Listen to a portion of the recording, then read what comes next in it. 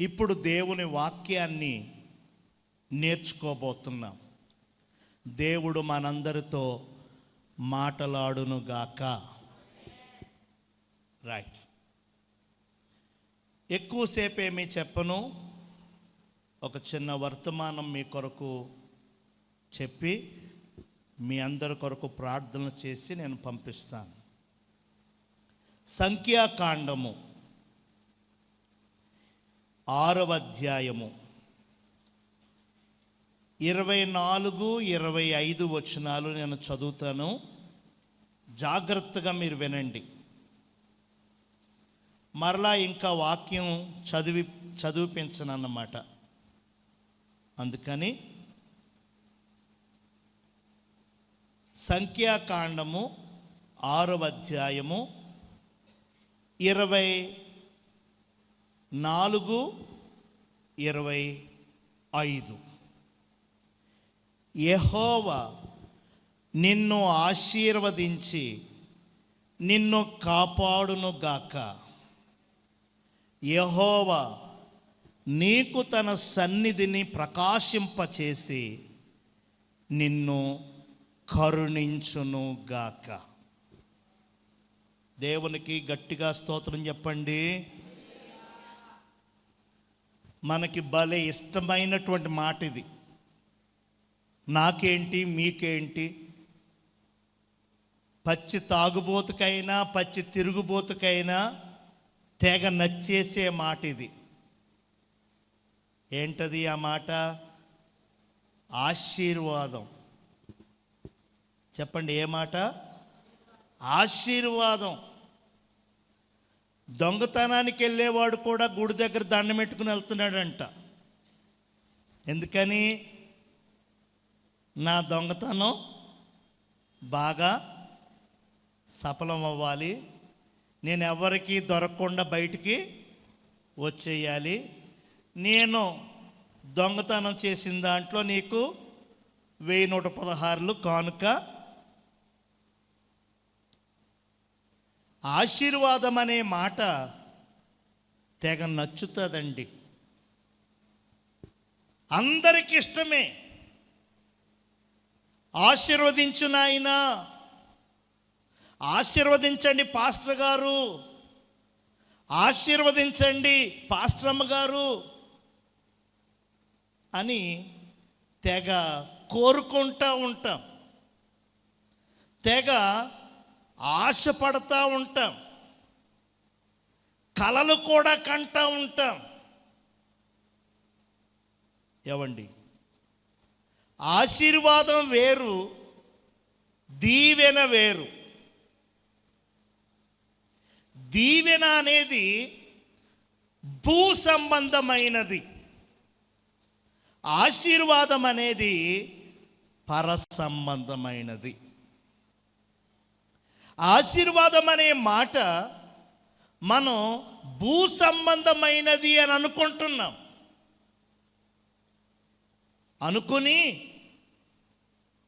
ధనమీనాయనా, ధాన్యమీనాయనా, వస్త్రమీనాయనా, ఇల్లు వాకిలీనాయనా, వస్తువాహనాలీనాయనా అంటున్నాం. ఏవండి, అవి ఆశీర్వాదములోనికి రావు, అవి దీవెనలు. యాకోబు గారి దగ్గరికి, ఇస్సాకు గారి దగ్గరికి, ముసలివాడైనటువంటి తండ్రి దగ్గరికి పెద్ద కొడుకు వస్తాడు. పెద్ద కొడుకు వచ్చి, ఒక్క దీవెనైనా ఈ నాయన అంటాడు. చెప్పండి, ఒక్క. చిన్నోడు యాకోబు మోసం చేసి, ఏమండి, వేషం వేసుకుని పెద్దవాడికి రావలసిన దీవెనలన్నీ తీసేసుకుని వెళ్ళిపోయాడు. తర్వాత వచ్చాడు పెద్ద ఆయన ఏసావు. తండ్రి అంటాడు, ఇప్పుడే కదా ఇచ్చాను. లేదు నాన్న, నేను ఇప్పుడే వచ్చాను. అప్పుడు తండ్రి పసిగట్టి, నీ తమ్ముడు మోసం చేసి మీ తమ్ముడు వేషం వేసుకుని వచ్చి దీవెనలన్నీ తీసుకెళ్ళిపోయాడు. దేవునికి స్తోత్రం. దీవెనలు భూ సంబంధమైనవి, భౌతికమైనవి. మోసం చేసి, ద్రోహం చేసి, అబద్ధాలాడి, కొట్లాటలు చేసి తెచ్చుకోవచ్చు దీవెనలు. కానీ ఆశీర్వాదం మాత్రం పరసంబంధమైనవి. దేవుడు మాత్రమే ఇస్తాడు ఆశీర్వాదం. హల్లెలూయా. మనం లెక్కలేసుకుంటూ ఉంటాం. డబ్బులు, బంగారము, బట్టలు, పొలాలు, స్థలాలు. దేవా, ఇదంతా నీవిచ్చిన ఆశీర్వాదం. దేవా, ఇది నీవు అనుగ్రహించిన ఆశీర్వాదం అని అంటాము. చాలా తప్పది. అది దీవెన మాత్రమే, ఆశీర్వాదము కాదు. దేవుని గట్టిగా స్తోత్రం చెప్పండి. దేవుని చేత ఆశీర్వాదం పొందుకున్నప్పుడు ఆటోమేటిక్గా ఈ భూమి మీద బ్రతకడానికి డబ్బు కావాలి కదా, ఆటోమేటిక్గా దేవుడు కలగజేస్తాడు. పైసామే పరమాత్మ కదా, డబ్బు లేకపోతే ఏదీ జరగదు. దేవుని ఆశీర్వాదంలో అన్నీ ఇమిడి ఉంటాయి. చెప్పండి, దేవుని ఆశీర్వాదములో, సామెతల గ్రంథములో ఉంది, తీయక్కర్లో, యెహోవా ఆశీర్వాదము ఐశ్వర్యాన్ని ఇస్తుంది. దేవునికి స్తోత్రం. ఐశ్వర్యము అంటే అందరికంటే ఎక్కువని కాదు. ఐశ్వర్యము అని అంటే నాతో సమానం ఎవ్వరు లేరు అని చూసుకోవడానికి కాదు.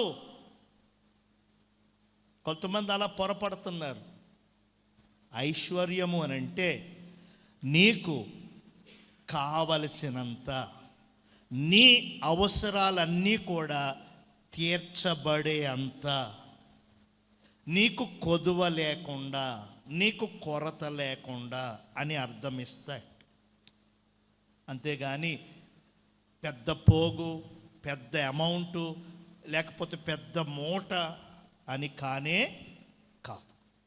ఈరోజు నేను చెప్పే వాక్యం ఏంటంటే యెహోవా ఆశీర్వాదము. చెప్పండి, యెహోవా. యెహోవా అంటే మనకు దేవుడు, మనకు తండ్రి యెహోవా. ఆయన దీవెన, ఆయన ఆశీర్వాదము మనకు రావాలి.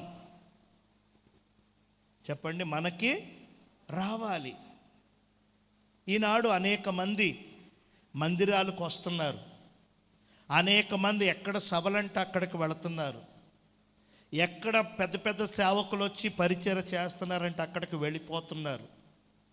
ఎందుకు అలా వెళ్ళిపోవడం? ఎందుకు అంత విస్తారంగా రావడం అంటే వారి రాక, వారి పోక వెనకాల ఒకటే కారణం, దేవుడు దీవించాలి, దేవుడు ఆశీర్వదించాలి. దేవునికి స్తోత్రం. మరి వెళితే వచ్చేస్తే దేవుడు దీవించేస్తాడా? దేవుడు ఆశీర్వదించేస్తాడా? ఏమండి, మీరు వచ్చారు, వచ్చిన వారందరినీ దేవుడు దీవించి లేక ఆశీర్వదించి పంపుతాడా? హల్లెలూయా. అలా అయితే బైబిల్ గ్రంథంలో ఎందరో వచ్చేవారు ఆయన దగ్గరికి. గుంపులు గుంపులుగా, సమూహాలు సమూహాలుగా వచ్చేవారు. అయితే అందరూ బాగుపడి, అందరూ బట్టకట్టి, అందరూ తృప్తిపరచబడి, అందరూ ఆనందించి వెళ్ళేవారు కాదు, కొందరు. అలాగే ఈరోజు కూడా దేవుని ఆశీర్వాదం కావాలని ఆశపడుతున్నాం, దేవుని దీవెన రావాలని, దేవుని దీవెనలు పొందాలని మనం ఎంతో కోరుకుంటున్నాం, కలలు కంటున్నాం. పిల్లలేంటి, యవనస్తులేంటి, పురుషులేంటి, స్త్రీలేంటి, వృద్ధులతో సహా అందరికీ కావాలి దీవెన, అందరికీ కావాలి ఆశీర్వాదం. ఇక్కడ నేను చదివించాను కదా, సంఖ్యాకాండములో 6వ అధ్యాయములో 24వ వచనములో ఏమనుందంటే, యెహోవా నిన్ను ఆశీర్వదించి నిన్ను కాపాడునుగాక. చెప్పండి, యెహోవా నిన్ను ఆశీర్వదించి నిన్ను కాపాడునుగాక. ఇక్కడ మనం జ్ఞాపకం చేసుకోవలసిన విషయం ఏంటంటే, ఆశీర్వదించి కాపాడి కరుణించేది యెహోవా దేవుడు మాత్రమే. దేవునికి స్తోత్రం చెప్పండి. ఆశీర్వదించి కాపాడి కరుణించేది, ఆశీర్వదించి కాపాడి కరుణించేది ఎవరు? యెహోవా లేదా యేసయ్య. దేవునికి స్తోత్రం. ఈరోజు వచ్చిన మిమ్ములను, మీ కుటుంబాలను దేవుడు మీకు ఏదైతే పని ఇచ్చారో, చదువిచ్చారో, ఉద్యోగం ఇచ్చారో, వ్యాపారం ఇచ్చారో, వాటిని యెహోవా ఆశీర్వదించి కాపాడి కరుణించాలని కోరుకుంటున్నాడు. దేవునికి స్తోత్రం. ఈ మాటలు యెహోవా తండ్రి, యెహోవా దేవుడు తన దాసుడైన మోషేలో ఉండి మాట్లాడుతున్నాడు. పరిశుద్ధాత్మ దేవుడు తన సేవకుడనైన నాలోకి వచ్చి నా ద్వారా మీ అందరితో మాట్లాడుతున్నారు. హల్లెలూయా. ఈ మాటలు చెప్పే నాకు అవసరము, ఈ మాటలు వింటున్న మీకు అవసరము. ఏంటంటే యెహోవా ఆశీర్వాదము, యెహోవా కాపుదల, యెహోవా కరుణ. దేవునికి స్తోత్రం. చెప్పండి, ఏం అవసరం మనకి? ఆశీర్వాదము, కాపాడబడటం, కాపుదల. మూడోది కరుణ లేదా దయ. ఎవరి దయ? దేవుని దయ, దేవుని కరుణ. దేవునికి స్తోత్రం చెప్పండి. మరి ఆశీర్వాదం కావాలని అడుగుతారు, ఆశీర్వాదం పొందాలని కోరుకుంటారు.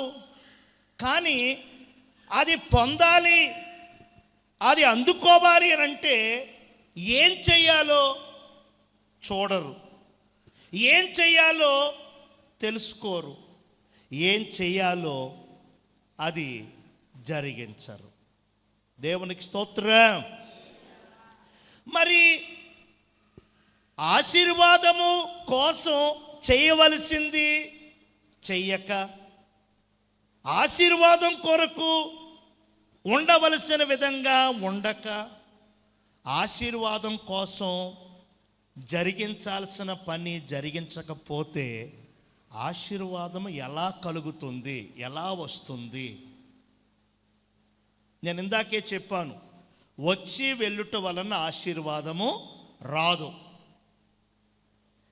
అక్కడ మోషే అన్నట్టుగా యెహోవా నిన్ను ఆశీర్వదించి నిన్ను కాపాడి నిన్ను కరుణించునుగాక అనేస్తాను నేను. ప్రతి ఆదివారం కూడా ఆఖరి ప్రార్థన, ప్రభువు నేర్పిన ప్రార్థన తర్వాత ఏమంటాం? యెహోవా నిన్ను ఆశీర్వదించునుగాక, యెహోవా మిమ్ములను కాపాడునుగాక, యెహోవా మిమ్ములను కరుణించునుగాక. మరి ఆదివారం ఇంచుమించు 300 నుంచి 400 మంది ప్రజలు వస్తారు. అయితే దేవుని దీవెన అందరికీ వచ్చేసిందా? దేవుని ఆశీర్వాదము అందరి మీదకి వచ్చేసిందా?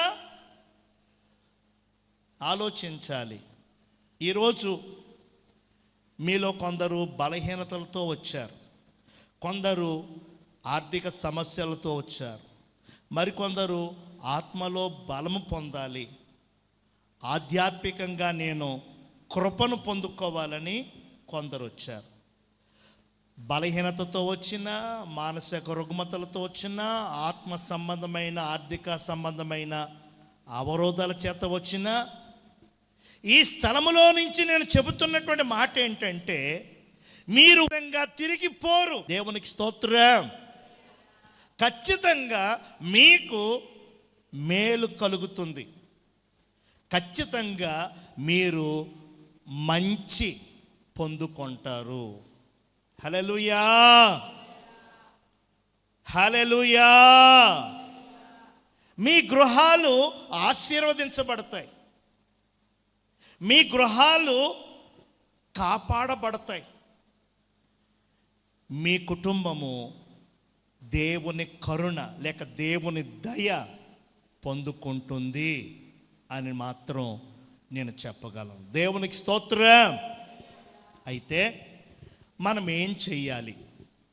అవి పొందుకోవాలి, అవి అందుకోవాలి, వాటిని మనం స్వతంత్రించుకోవాలంటే మనం ఏం చెయ్యాలి? ఒక 5 మాటలు చెప్తాను. గట్టిగా దేవునికి స్తోత్రం చెప్పండి. ఒక 5 మాటలు.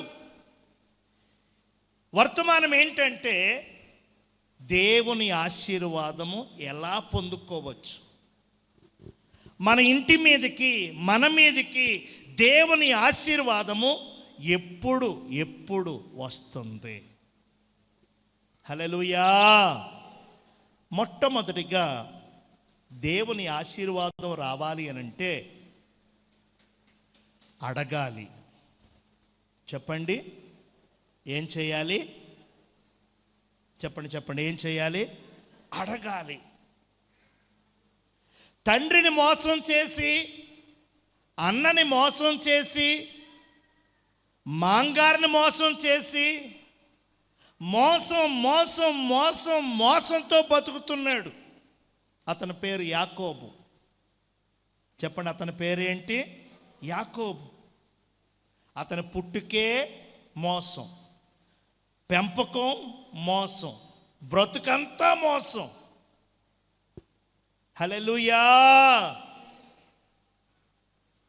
అబద్ధాలు చెబుతూ, మోసాలు చేస్తూ, నటిస్తూ, వేషధారిగా బ్రతుకుతూ ఉన్నాడు. అలాంటి అతని జీవితంలోనికి ఒకానొక రోజు దేవుని ఆశీర్వాదం వచ్చింది. చెప్పండి, దేవుని ఆశీర్వాదము వచ్చింది. మనం అనుకుంటాం అతనికి ఆశీర్వాదం ఎలా వచ్చింది? ఎన్ని దుర్మార్గ పనులు చేశాడు, ఎన్ని పాపిష్టి పనులు చేశాడు. చిచ్చి, అతనికి ఎందుకు ఇవ్వాలి దేవుడు దీవెన, అతనికి ఎందుకు ఇవ్వాలి ఆశీర్వాదం అని మనం అనుకుంటూ ఉంటాం. మనం అనుకుంటూనే ఉంటాం. హల్లెలూయా. నేను చెబుతున్న మాట, ప్రధానమైన మాట ఏంటంటే, తప్పిదములు, పొరపాట్లు, చిన్న చితక ఏమండి అగచాట్లు అనేవి ప్రతి ఒక్కరి జీవితంలో సర్వసాధారణంగా జరుగుతూ ఉంటాయి. మనుషులమయ్యాక రక్తమాంసాలు ధరించుకున్నటువంటి మనం అప్పుడో ఇప్పుడో ఏమండి ఏవో పొరపాట్లు, ఏవో తప్పిదములు, ఏవో చేస్తూ ఉంటాము. ఎందుకంటే లోకమంతా దుష్టుని చేతుల్లో ఉన్నది గనక, లోకములో ఉన్నటువంటి వారందరూ కూడా ఏమండి అవిశ్వాసంతోనూ వేషధారణతోనూ జీవిస్తున్నారు కనుక, వారి మధ్యలో బ్రతుకుతున్నటువంటి మనం వారి మాటలు, వారి పోకడలు, వారి చేష్టలు చూసి వాటి ప్రభావం మన మీద కూడా పడుతూ ఉంటుంది. అప్పుడప్పుడు వారు చెప్పే ఆ సినిమాలు, వారు చెప్పే ఆ సీరియళ్ళు, వారు చేసే కొన్ని మూఢనమ్మకాలు, వారు ఆచరించే కొన్ని పనులు మనకి పరోక్షంగా వాటి ప్రభావం మన మీద పడుతూ ఉంటాయి. అప్పుడప్పుడు తప్పటడుగులు మనము వేసేస్తూ ఉంటాం. హల్లెలూయా. అంటే వేసేయచ్చు పర్లేదని నేను బలపరచట్లేదు మిమ్మల్ని. పొరపాట్లు అనేవి వ్యక్తి జీవితంలో, మనిషి జీవితంలో ఖచ్చితంగా జరుగుతాకి ఆస్కారం ఉంది. అయితే నేను చెప్పే మాట ఏంటంటే, ఒకసారి జరిగిన పొరపాటు మరొకసారి జరగకుండా చూసుకోవలసిన బాధ్యత నీదై ఉండాలి. హల్లెలూయా. ప్రభు క్షమిస్తున్నాడు, యేసయ్య తీసేశాడు దోషం, భలేగుంది అని మరలా పదే పదే అదే పొరపాటు, మరలా అదే తప్పు, మరలా అదే చేసావనుకో, దాంట్లోనే అలా ఉన్నావనుకో, కోల్పోతావు, అన్నీ కోల్పోతావు. దేవునికి స్తోత్రం. కాబట్టి యాకోబుకి ఎందుకు దీవెన రావాలి, యాకోబు ఎందుకు ఆశీర్వాదం పొందుకున్నాడు అని అంటే, ఒక్క మాటలో చెప్తున్నాను, అతడు అడిగాడు. చెప్పండి, అతడు అడిగాడు. హల్లెలూయా. బైబిల్లో ఉంది, దేవునితో పోరాడాడంట, దేవునితో పెనుగులాడాడంట, దేవుని కాళ్ళు పట్టుకుని వదలలేదంట, దేవుని కాళ్ళు పట్టుకుని బ్రతిమలాడాడంట. భలే ఉంటుందండి ఆ భాగం. దేవునికి స్తోత్రం. దేవుడు ఎప్పుడు ఆశీర్వదిస్తాడు, దేవుడు ఎవరిని ఆశీర్వదిస్తాడు అంటే, అడిగేవారిని, ప్రార్థించేవారిని, మొర్ర పెట్టేవారిని, బ్రతిమలాడుకునేవారిని. హల్లెలూయా. ఈ దినాల్లో ప్రార్థించేవారు లేరు. చెప్పండి, ఎవరు లేరు? ప్రార్థించేవారు లేరు. బైబిల్ చెబుతుంది, ఏమండి, రోజుకి కనీసం 2 నుంచి 3 గంటల సమయం ప్రార్థనలో గడపాలి అని. ఎక్కడుందండి బైబిల్లో 2 నుంచి 3 గంటలు? ఎక్కడుందంటే, దశమ భాగము నాది అన్నాడు దేవుడు. చెప్పండి, దశమ భాగం ఎవరిది? కేవలం డబ్బుల్లో మాత్రమే దశమ భాగం ఇచ్చేసి ఊరుకుంటే ఎలా? ఏమండి, కేవలం మీ సంపాదన, మీ జీతము, మీ వ్యాపారములో దశమ భాగాలు ఇచ్చేసి ఊరుకుంటే ఎలా? ధనమే కాదు, సమయము ఇచ్చింది దేవుడే కదా. 24 గంటలు ఇచ్చారు. మరి ఆ 24 గంటల్లో 2 గంటల 40 నిమిషాలు ఎవరివి? ఎవరిది? దేవునిది. దేవునికి స్తోత్రం. 2 గంటల 40 నిమిషాలు, 24 గంటలు మనం చక్కగా, మనం పగలు 12, రాత్రి 12 మనం చక్కగా గడుపుకోగలుగుతున్నాము అని అంటే దేవుడి చలవే కదా. అంత చక్కని సమయం మనకి ఇచ్చారు కదా. మరి మనం దేవుడిచ్చిన సమయాన్ని వాడుకుంటూ, దేవుడిచ్చిన సమయాన్ని చక్కగా ఆనందిస్తూ, దేవుడిచ్చిన సమయాన్ని చక్కగా సద్వినియోగం చేసుకుంటున్నామే. మరి దేవునికి ఏమిస్తున్నాం? హల్లెలూయా. కాబట్టి బైబిల్ నిగూఢంగా మనల్ని కోరతా ఉంది, నిగూఢంగా కోరతా ఉంది. ఏమనంటే, 2 నుంచి 3 గంటలు ప్రార్థించేవారిగా, ప్రభువుకి మీ సమయాన్ని ఇచ్చేవారిగా, వాక్యమే చదువుతావో, ప్రార్థనే చేస్తావో, పాటలే పాడతావో. హల్లెలూయా. 2 నుంచి 3 గంటల సమయం దేవునితో గడపాలి. హల్లెలూయా. అదే ఆశీర్వాదానికి మొదటి మెట్టు. నేను చేతులు పెడితే కాదు, ఇంకెవరో పెద్దయ్య గారు వచ్చి చేతులు పెడితే, తైలం వేస్తే కాదు.